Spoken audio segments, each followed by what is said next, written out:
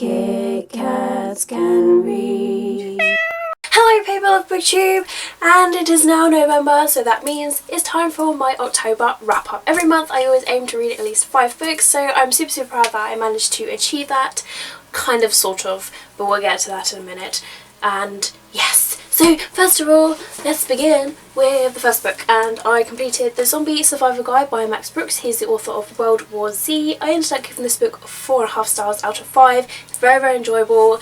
Basically, this book is just facts that if there was a zombie apocalypse, on what to do, what weapons to use, where you should go and habitate, and stuff like that. It's very fun. It's almost like Matt Brooks is ready for a zombie apocalypse, but I'm a very big believer that that sort of thing might happen, because obviously some zombie things can go from diseases and it could turn into that sort of thing, so it could happen, people. I feel very prepared for a zombie apocalypse now, so it's very enjoyable. I really recommend it, especially if you're a fan of zombies like me. I don't know, I have a really weird fascination with them, and if you're a fan of Walking Dead as well, I really recommend this as well. But it's definitely really fun, and I totally recommend it. The next humongous book that I managed to complete was Illuminati by Amy Kaufman and Megan Spooner. It is huge, it's like 600 pages or more, and I don't know how on earth I managed to read this, but to be honest, how it is structured is pretty damn simple. It is a sci-fi adventure. They are on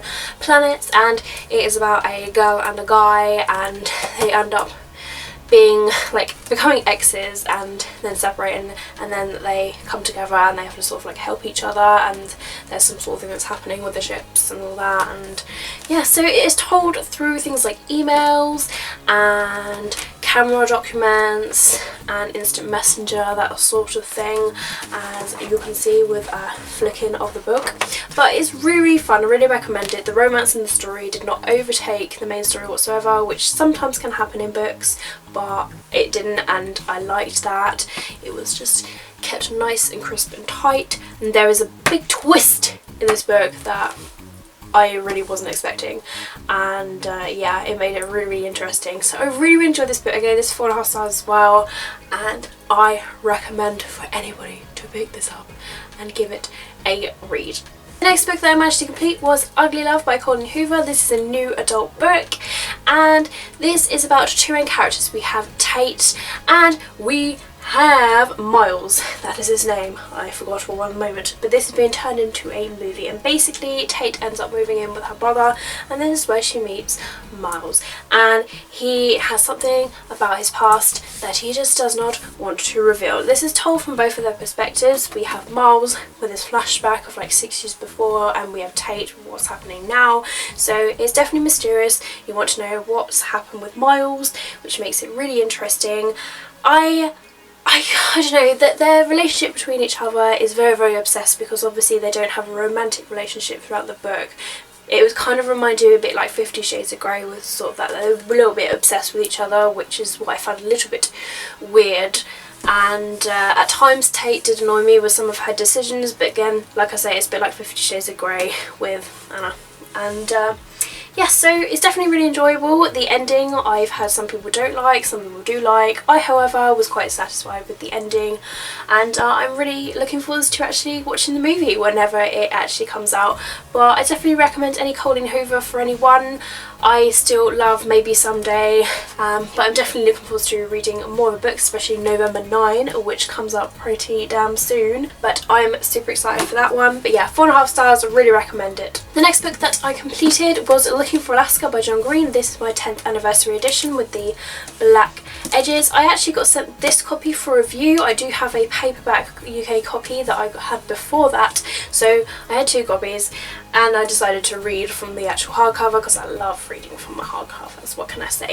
So another John Green book. This was for my TBR jar challenge for the month, so it was nice to actually complete that. I ended up giving this book 3 stars. It was an okay read for me. I liked the concept to the story and how it was structured, with like the so many days before and then it goes to so many days after, obviously what happened. And I don't know how I feel about the ending, because you know when some authors leave it unexplained and you sort of have to make it up for yourself, and those sort of endings, I'm just like, why do that to me, why? So it leaves it to your imagination, but there were really funny moments, like with what the characters say and do, that did have me laughing. Unfortunately, I did find myself a little bit lost throughout the book, which is why I ended up finding it an okay read. And then near towards the end, I actually got a little bit bored. I just wasn't interested in the story anymore. I honestly don't know, not a lot happened at certain bits, but I think this book just wasn't for me. I think The Fault in Our Stars is forever going to remain a favourite book of mine by John Green. I love it. I've read the book so many times, I've watched the movie so many times, so I feel like anything isn't really going to compare to The Fault in Our Stars, but I always like giving everything a try no matter what anyway. And the last book was unfortunately a D and F for me, which is why I did say sort of 5 books, but I still include it because it is a book read off of my shelf and I can get rid of it now. So this is Ink and Bone by Rachel Caine, which, as you know, I did read a buddy read of it with Aria, but neither of us could really get into this book, and she put it down as well and I put it down for a bit. I read a couple of books in the meantime and I went to go pick it up again. I was like, look, it's near the end of the month, I need to try and finish it because I'm 215 pages in. I honestly just couldn't. I tried my best and I just couldn't. Whether it's the writing style or just the general story, how it's structured, I don't know. For me, this is very, very middle grade-y, and I don't really like it when YA books are written like middle grade books, and that's what I felt with this. I also had no connection with the characters whatsoever. I really honestly didn't care what they were doing, how they were feeling, that sort of thing. But I liked the concept of the story. I liked the idea of a Library of Alexander and the fact that it was meant to be burnt down, and then having private books is illegal. I like that sort of thing.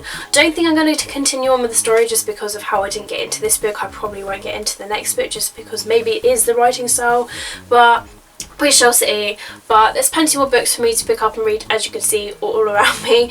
So yeah, unfortunately DNF, so I had to give it like 1 star. So it was quite a disappointing end of the month, but it sort of happened with these things.